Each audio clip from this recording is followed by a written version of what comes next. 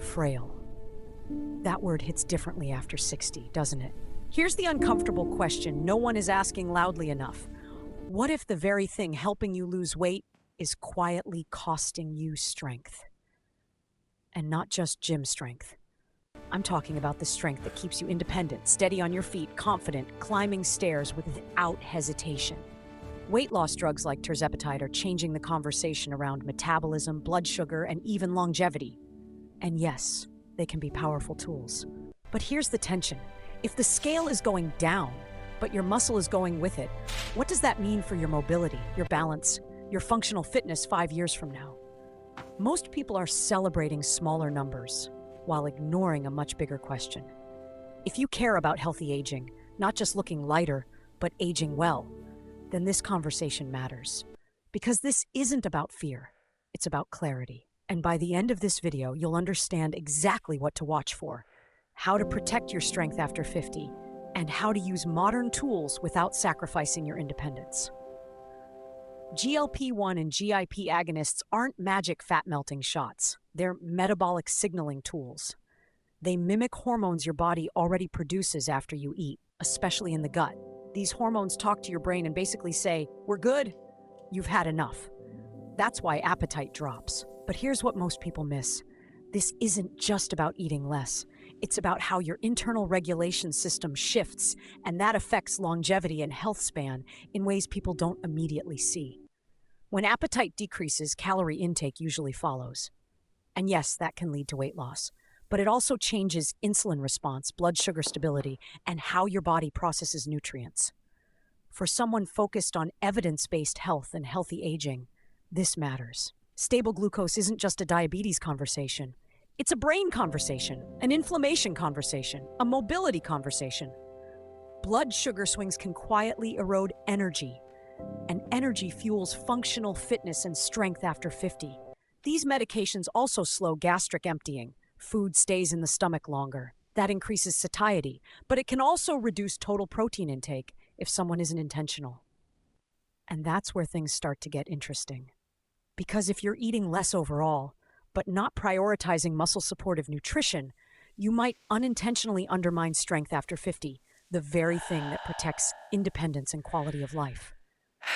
Researchers are studying these drugs beyond obesity because metabolic regulation influences cardiovascular risk, systemic inflammation, and possibly even markers related to longevity. That sounds exciting, and it is. But excitement without strategy can become complacency. And once you understand what these drugs really do, you begin to see why the next conversation isn't about fat loss at all. It's about what might be lost along the way. Here's where things get uncomfortable. When the scale goes down, most people celebrate, and understandably so. But your body doesn't just lose fat, it loses tissue. The real question isn't, did you lose weight? It's, what did you lose?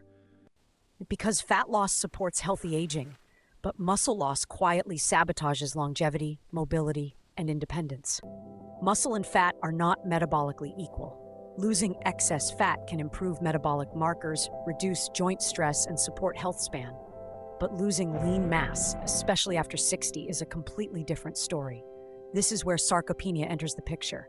Sarcopenia is age-related muscle decline, and it's already happening slowly after 50. Add rapid weight loss without resistance training.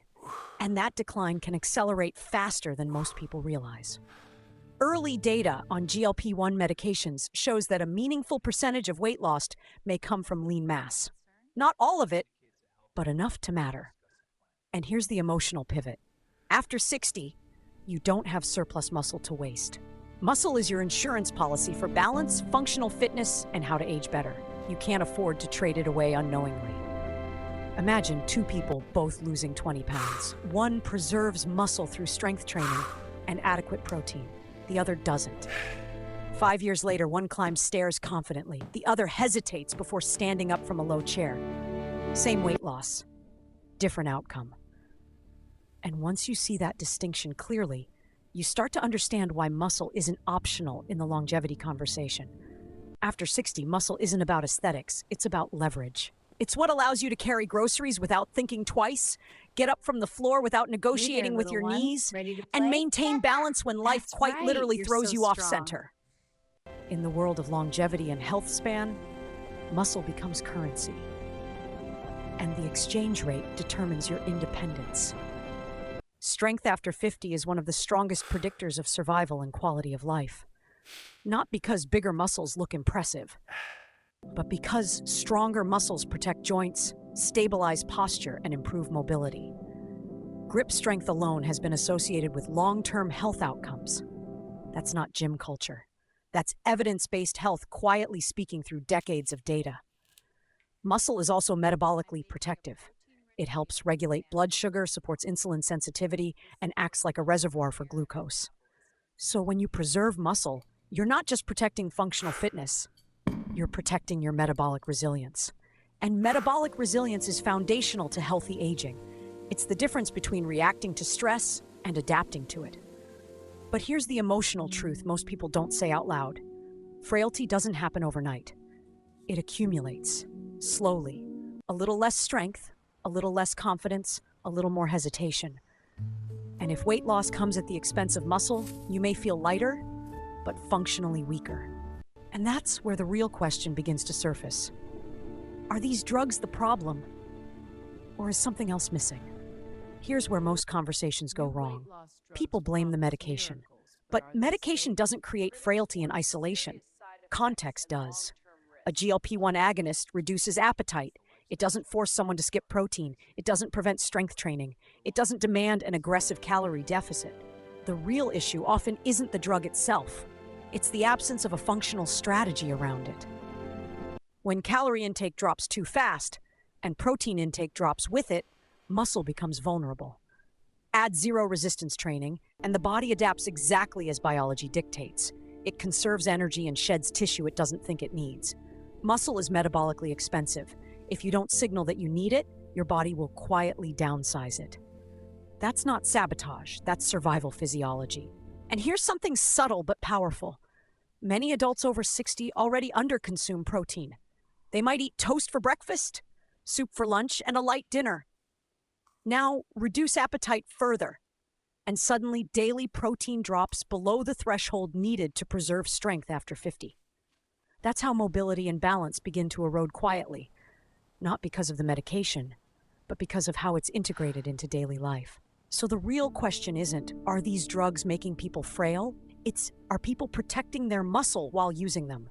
Because when strength training, adequate protein, and functional fitness are prioritized, the trajectory looks very different. And that naturally leads to the next layer of this conversation. Who exactly should be more cautious in the first place? Now, let's slow this down. Not everyone over 60 responds the same way to rapid weight loss. And this is educational, not medical advice. But there are profiles that deserve more caution, especially if longevity, health span, and independence are the real goals. Because aging well isn't about reacting emotionally to trends. It's about understanding context. Someone who already has low muscle mass should be particularly mindful. If getting up from a chair requires momentum, or if carrying groceries already feels like a workout, that's a signal. Muscle reserves may already be limited. In that case, additional lean mass loss could meaningfully impact mobility, balance, and functional fitness. The margin for error becomes smaller. Adults with a history of falls also need to think beyond the scale. Falls aren't random events. They're often the result of declining strength, coordination, and reaction time. If weight loss accelerates muscle decline without a structured strength after 50 plan, fall risk may increase. And once a serious fall happens, independence can change overnight. That's not fear-based. That's physiology.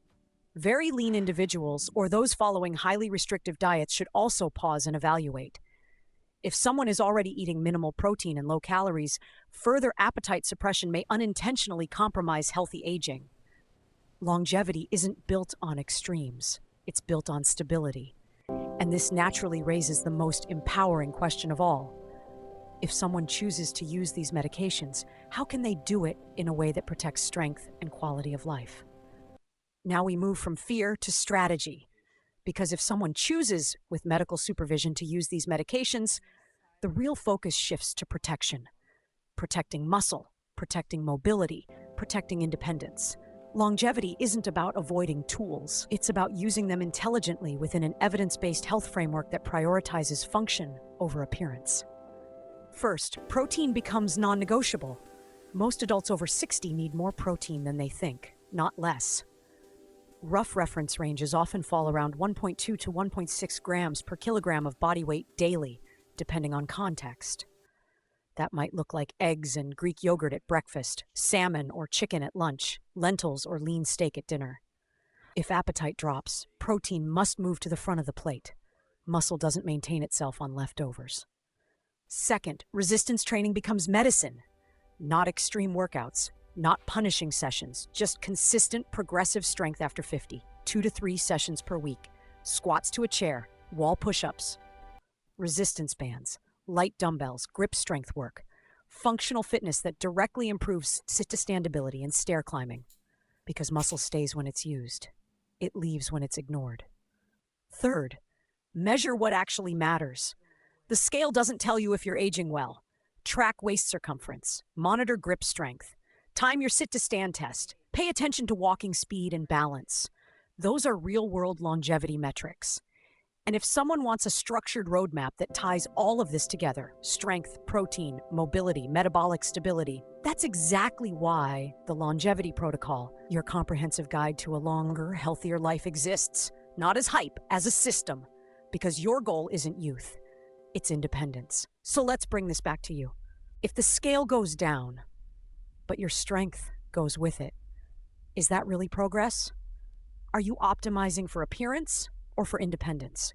Because longevity isn't measured in pounds lost. It's measured in mobility preserved, balance maintained, and confidence that stays intact year after year.